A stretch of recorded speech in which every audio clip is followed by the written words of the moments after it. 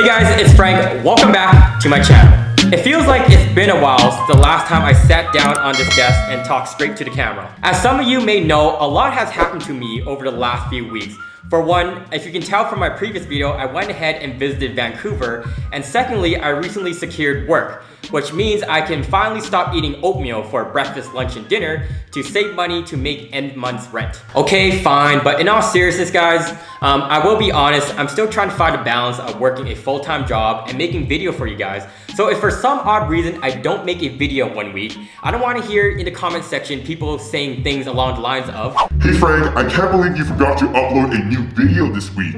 I subscribed because I need your Calgary guidance. And I swear to God, if you don't upload a new video, I'm not going to only unsubscribe, but I will hit that dislike button." Alright, so going back to topic, very similar to how I was saving money by eating oatmeal, I had a lot of you requesting that I make a video about the expenses of living in Calgary. And rightfully so, because all I knew when I was moving from Toronto to over here was that it was going to be a lot cheaper. But how much exactly? So that being said, in this video, I'm going to be talking about the cost of living in Calgary. I'll be going through the housing prices, rental prices, transportation, insurance, and in general, food and groceries in general.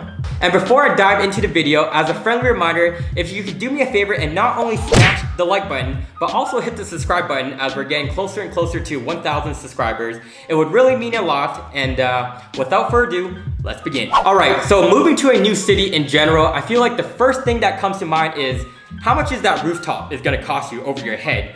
According to rentals.ca and their report last month for June 2021, Calgary ranked 27th on the list for most expensive city rent across Canada, with an average cost of approximately $1,200 for a one-bedroom and $1,500 for a two-bedroom. Which, honestly guys, is pretty darn good. And I'm not just saying that, because if you literally look at the list and you look at one list below Calgary, you have on the 28th spot, Winnipeg. And it looks like there's a $100 difference between a one bedroom. And if you really think about it, if you can live between the two cities and only pay $100 more to live in Calgary, isn't it a no-brainer for the most part? No, but serious though, like, okay, I get it that people have reasons as to why they're bonded into a city and why they have to stay. But generally speaking, if I was looking between the two cities and I realized all I had to do was hike up an additional $100 to live beside the Rocky Mountains that's an hour away, it's a no-brainer. I would totally live in Calgary.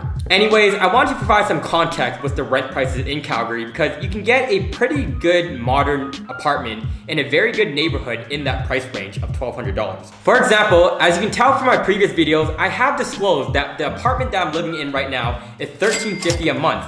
And it's in a very good neighborhood that includes underground parking, in-suite laundry, dishwasher. It basically has everything I need. Now it's kind of funny because whenever I tell people my rent price out in Calgary, a lot of locals over here would say that it's pretty high for Calgary standards. And that's because you can easily find another apartment in the city closer to the $1,000 mark, and which is pretty crazy, but I find that you're making a little bit more of a sacrifice. For example, instead of having underground parking, then you're gonna have to park in the street.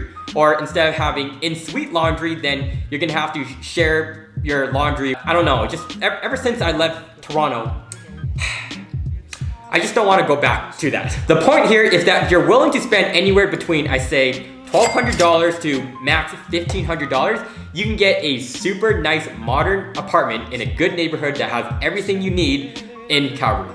Moving on to the next item, and we have home prices. And did you notice I said home prices and not condo prices? Because millennials, like myself, can actually still afford to buy a home in this city. Now, according to Calgary Real Estate Board, sales activity reached a new record in the month of April. In fact, the average price for a home in Calgary advanced 20% year over year in April to $510,000. Which honestly, guys, as a person that has lived out in Toronto, is not that bad at all. The fact that you can buy a detached home for $500K is pretty good because you would only get a one-bedroom condo if you're lucky out in Vancouver or Toronto with that money. But again, if you want my take on the overall housing market and the affordability, I really feel that Calgary is the last quote-unquote big city that millennials have a chance to buying a detached home before having to settle in cities like Saskatchewan, Winnipeg. Yeah, I really need to tone down on the Winnipeg jokes because I know the city and I know people really take what I say to heart.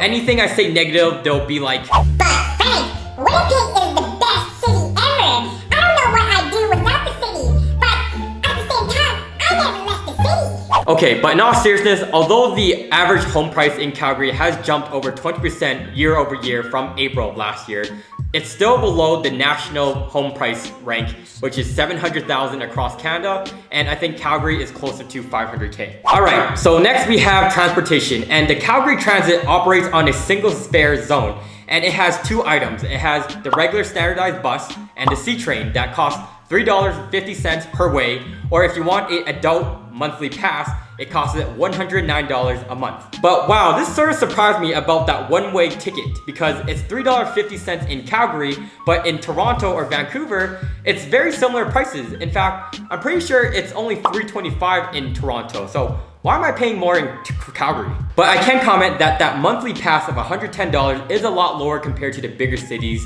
like Vancouver and Toronto. But generally speaking, if you can afford to, I do recommend driving because the city is a lot more designed to be driving and making your way around the city compared to taking public transportation.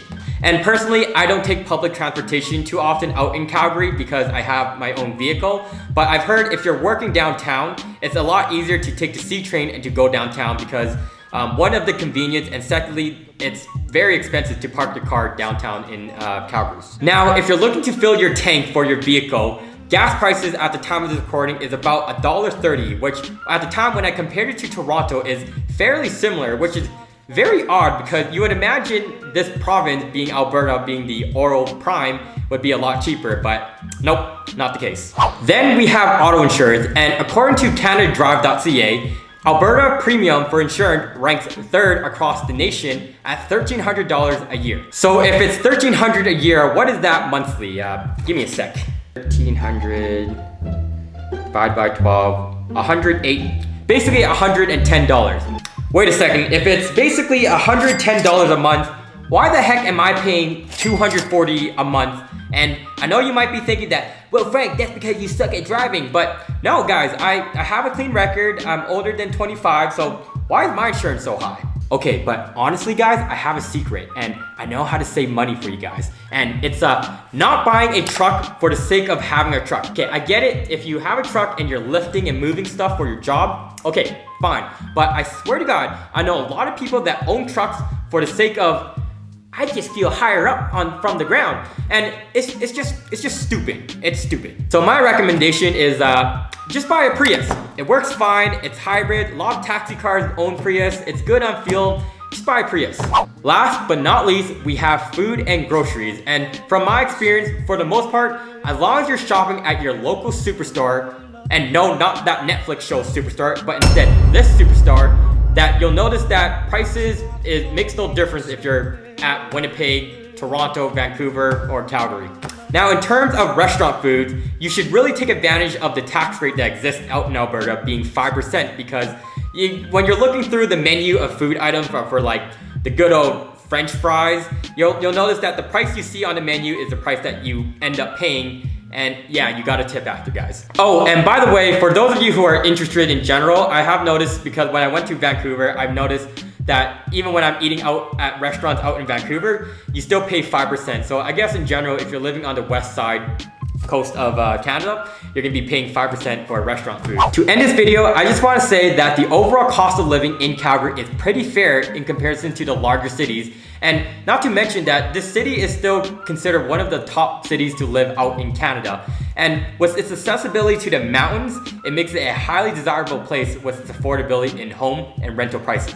The fact that more and more individuals and families, especially during this pandemic period, are looking for more space in their homes makes the city super highly desirable for the upcoming years. I know I'm no expert in the real estate market or even the housing market, but if I wanted to give my gut instinct about the city, I feel like this city will be the next big city in the upcoming years as more and more millennials start recognizing that if they can't afford a home in Vancouver or Toronto, the next desirable place that has mountain views is this city. But regardless, that's just my theory from jumping between city to city in Canada, but it really just depends on your lifestyle. Anyhow, with that said guys, as always, if you made it to the end of this video, thank you so much for watching. Hit that subscribe button as we're getting closer and closer to 1,000, so I'm getting really pumped. And what else can I say? I'll see you all in my next video. Peace! It's not for me to say.